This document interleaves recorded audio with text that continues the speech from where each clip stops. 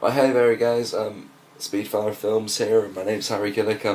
I'm going to try and do something a bit more new with my YouTube channel now, because I've just decided I want to get names in the game of talking about movie news. I want to talk about review movies as well. I'm not just going to review latest releases. I'm going to review classic films and see, even if it's just something I just watch on Netflix right now and I just want to get in front of my camera and talk to you about. I am filming from an iPad right now, right against my university bedroom window. See, that's why you could probably see a little reflection in there right now. So yeah, it's just a basic idea. I just wanted to really try and get into get into something a bit that's a bit different. Now, I know it's not different in terms of YouTube, but I wanted to get more active again in my channel. That's why I'm doing a bit more of the PlayStation 4 live plays. Not necessarily just popular games, it's just whatever I'm playing right now. I'm not really a gamer. This channel isn't about gaming. I don't really do that, but I like to do occasionally for when it's a bit of fun, and it's just something occasionally I like to do. So anyway, I'm going to do more, this is what I'm going to be doing more of, like, movie news sort of thing. It might not be a daily thing, but it's going to be more like weekly for things that are top of the week. News for film and TV, and occasionally when I see a new movie, there will be a review up with it in it, and it won't be time to think reactions, it will be first off opinions, because if I'm so excited about something, I just want to talk about it, and that's what. So I will literally just get myself in front of a camera to record, and and the channel will be a bit more also about my daily life as well, which I'm going to be live and documenting. So anyway, so what's been happening in the world of the entertainment news industry this week, and some rather unfortunate news for the DCEU. The Warner Brothers DC movies, which is Ben Affleck is not directing the solo Batman film.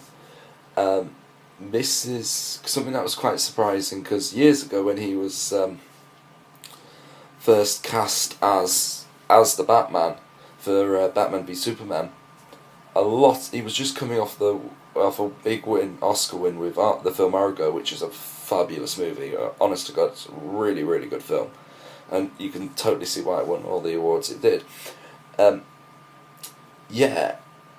There was a lot of speculation that Warner Brothers were really just bringing about, not just to play the Batman, sorry, I'm just changing hands to the iPad, not just about playing the Batman, but also directing a lot of the movies in the universe, and they've been rolling with this with quite some time now, but over the last month or so there's been hints, let's just say, that there have been some trouble behind the scenes already. I mean, the movie's not gone into production yet by far means, no. But Ben Affleck, when he I don't know who he was said this in an interview with, but he said when he was promoting his new movie Live by Night, which is, despite its reviews, I pretty damn enjoyed that movie as well. Actually, I thought it was a good movie. In my opinion, it's a little bit different to what a lot of critics have said. You get the sense that something wasn't quite right when he was saying things like, I will only direct if the script's where I want it to be, and like all that. And then you scratch your head for a minute and go, hang on a minute. You're writing the script. You're writing the script with Jeff Johns. Why? Surely the script, if you're writing it, you should be able to get it to a place where you feel comfortable where you're going to direct it. And he's been very, very shady in the interviews for this, and I just thought it was just because he wanted to talk about the film that he put a lot of blood and sweat and tears into himself, which was Live by Night. And clearly there's huge signs here of Warner Brothers interfering very heavily into this in with him. But I have to say, I'm all for student interference, because the movie, well, technically they're the ones paying for it, so they should have the most important say in what goes on the screen, in my opinion. And at least it's the right interference at the moment. It's interference in pre-production rather than interference in just after filming and post-production. That's where you start to see the trouble signs on. And let's be honest, let's look at Suicide Squad for that. That film was just filled with studio interferences and all, yeah, and especially and let's not get started about the recent Fantastic Four in 2015 one, which was just reeked of it. With, after when it said 1 year later, the movie went from okay to just unwatchable, and it made me stop watching the movie, and I was on a plane watching it, and it was just like, it was so bad.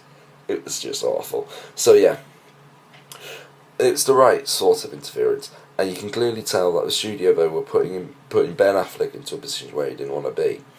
So therefore, he has said now that he is not directing it. I mean, I think in his statement he mentioned that the character is so big and important to a lot of people that playing it is his biggest priority and is most concerned on getting it right.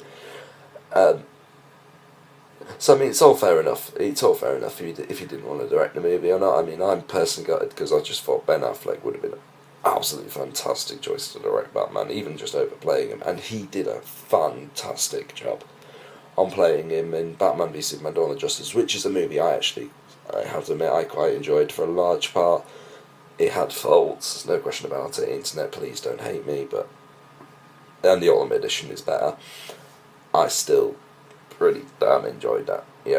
Enjoyed the movie to for what it was to a certain extent. I can't say I'm a big comic book reader. I'm not a big comic book reader.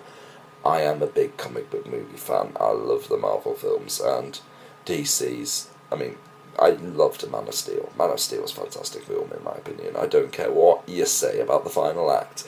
Man of Steel was a fantastic film. Batman v Superman, still very mixed. But it was, I'd still say it was pretty good in places. Let's just not talk about Jesse Eisenberg's Nick Luthor. He did an okay job for what it is, but what they're going with was just not. It's just not right for the character. But it hasn't dampened my enthusiasm for Wonder Woman or the Justice League movie coming out. It hasn't dampened any enthusiasm. I'm still excited as I ever see those films, and I believe that they would have learnt from their mistakes from the last two films, and that they would be ready to move on by now. And the last two films, I mean, Batman v Superman and Suicide Squad, not Man of Steel, because I feel Man of Steel they should work with a bit better. Anyway, Man of Steel was the perfect film. Anyway, it's quite surprising about that, and it's now the question is, who do Warner Bros. Get to replace him? And I think in this circumstance, you pay the extra money and you get a big name director to come in. Whether it's God's sakes, I feel really sorry. I can't pronounce his name properly. The guy who just directed films like Prisoners, Sicario, Arrival. Denis Villeneuve. He's just doing the new Blade Runner movie coming out, which looks spectacular. Please comment in the comment box and let me know if if I'm right or if I'm wrong. Please do. It's Denis Villeneuve. I really don't, because he's a fantastic director. J.A. Bayona would also be a good choice. I mean, he's pretty hard at work right now, I presume, with doing the new Jurassic World 2. And to anyone who just say this guy's a phenomenal director, just watch The Impossible and a Monster Schools. His direction, it's unbelievable. It's so good. Who else would I like to see? A lot of people like to see Christopher Nolan do it. I don't want to see him come back and do another one. I feel as though his time with the Batman's done, and you can tell he was getting slightly tired with the Batman films. Because The Dark Knight Rises, as good as it was, wasn't as good as where The Dark Knight was, and The Dark Knight Rises, it felt more of a film that was he was forced to make rather than a film that he wanted to make. And you can tell when Nolan wants to make a film, he makes unbelievable movies when he's given something he's passionate about and he wants to do it. I mean, let's just not look no further than Inception, and Dunkirk just looks like one of those films. I cannot wait for Dunkirk. It's going to be awesome. I would like to who else would it? J.A. Bayona is a good choice. I think Tim Miller would actually be a decent choice. The guy who just did Deadpool. It'd be interesting give him a bigger budget and see what he can do with things, because Deadpool was only made for a very small budget, and it turned out to be a pretty damn good movie. So yeah, that's pretty cool. Oh yeah, this is unedited, by the way. It's all being done live, so you are literally just seeing my plain talking here. So sorry for waffling on here. But no, that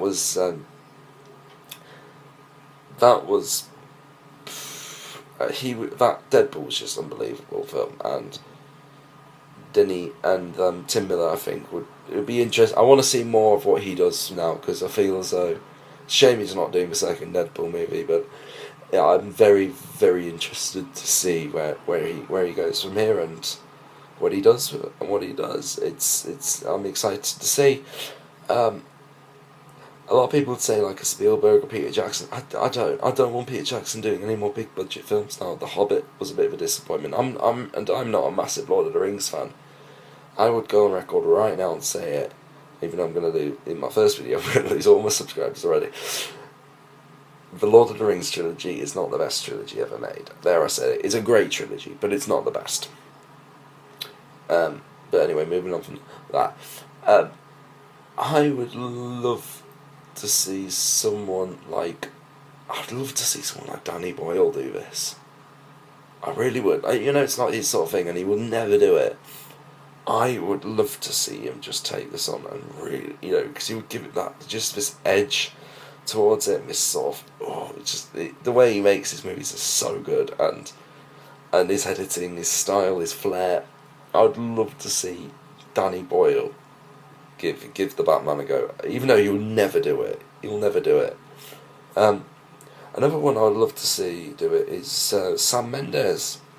And for those of you who don't know, Sam Mendes has done films like not Collateral Beauty, that was awful, no, that's American Beauty, Vanity, and he did things like The Road to Perdition, and most importantly, he did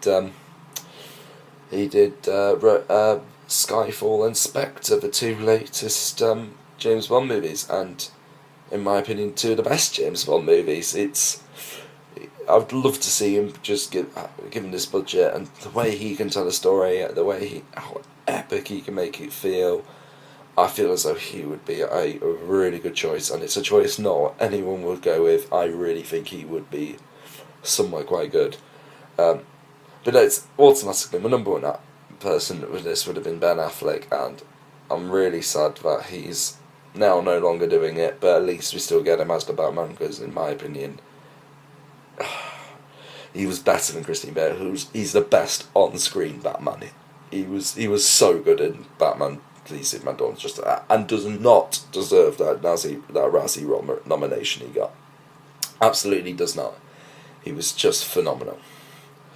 Anyway, moving on to my second bit of news today, which is some more TV news, and even though globally I don't know how huge a news this is, but back in here in Britain, this is pretty big.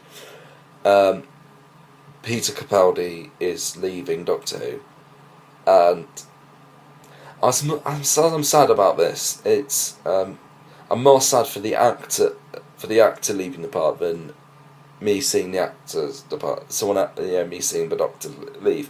It's because this guy is one of the oldest to ever play the role, and you can tell this was his dream part. This was the part he had acted his whole career, and this was the part he was dreaming of and really wants to be ever since he was a child. And it's quite sad that now he's going to have to depart and become one of the former Doctors now. It only feels as though recently that Matt Smith just regenerated, and Matt Smith to me is my favourite Doctor. Peter Capaldi for me is a great actor, and he was a good Doctor. I didn't find his Doctor as in a way like, oh, I must tune in immediately for the next episode of Doctor Who, like Matt Smith's was. I can still watch his episodes, and I still will watch his episodes. It's more to do with the fact that I don't feel like I'm missing out on anything immediately, and I can happily catch up a bit later. But that's nothing to do with Doctor. And the second, I can't remember what there was. I think it was like the second to last episode of last season when he was just on screen on his own, and it was just a masterclass of acting.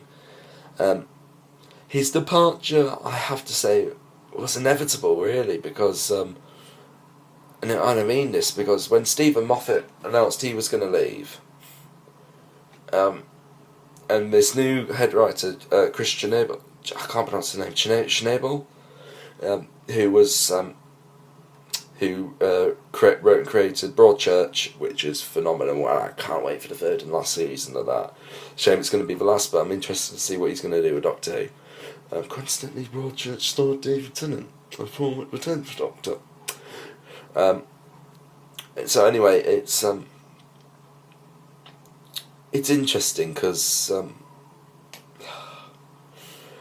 when he announced he was going to leave, you felt as though the same situation was going to happen with what happened with David Tennant. When Russell T Davies, David Tennant's head writer, announced that he was going to depart Doctor Who, David Tennant shortly after announced he was going to depart, and the word believed was that David Tennant wasn't pushed. He was also asked if he wanted to stay, but him and Moffat had a meeting and agreed that actually it would be best for the show if David Tennant left, because then it meant Moffat could come in with a head writer and write and get a clean slate and chance to write a new Doctor. And I'm a massive fan of that idea, because I feel as though if David Tennant stuck about Stephen Moffat's writing style, would have been he would have tried to stay too similar to Russell T Davies's, which I would much rather have had Rob Moffat write his own style, and I believe Stephen Moffat is actually a better writer than Russell T Davies for Doctor Who. I'm sorry to say this, but I generally did. Russell T Davies in the end became very formulaic.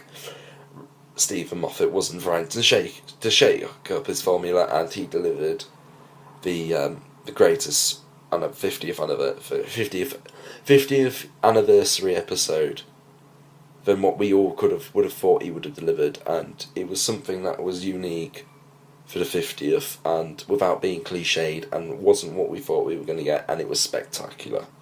And it was still, I mean, we all thought we'd get a multi-Doctor, and he still delivered with that by bringing back David Tennant, which was brilliant. So, with Moffat leaving, you kind of felt like the same situation was going to happen again, and sure enough, Peter Capaldi's announced he is departing.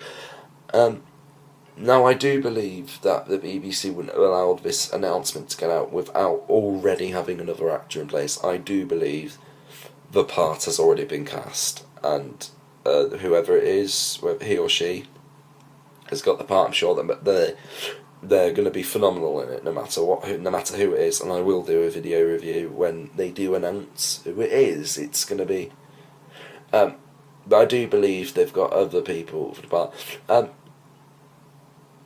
Now, who would I pick for the part of Doctor Who? The bookies are backing Ben Whishaw, who played Q in Skyfall and Spectre. I think as good as the part he would be in the part, I wouldn't go for him. That is because I still believe.